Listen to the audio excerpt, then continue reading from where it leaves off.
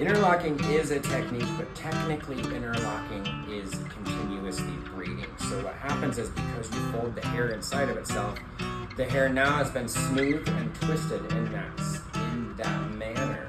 Locking it back the other way now created a square knot inside the head. If you're continuously creating these knots, now you have, yes, they're knotted locks in a sense, but those hairs are never going to lock up.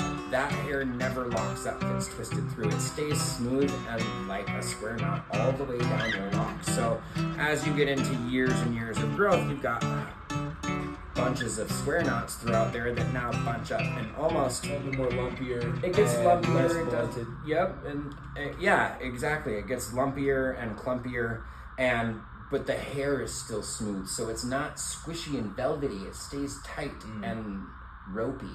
Where our locks get softer and velvety as you get into 3 and 4 years of maturity. It's like soft velvety stuff, And the interlocking doesn't ever get like that. It'll stay tight forever, which is why it's not a good form of maintenance for actual locks, because your hair will not lock up underneath there. So if you go and flip your base, now you've created a tight spot here where above and below it will break, and so your hair will break off. And then not only that, you now have a knot tied in your hair right there where it's not going to lock up until the hair starts to get loose again like this. Gotcha. Where when the hair falls out, it can lock up and twist up in there and start to lock up again.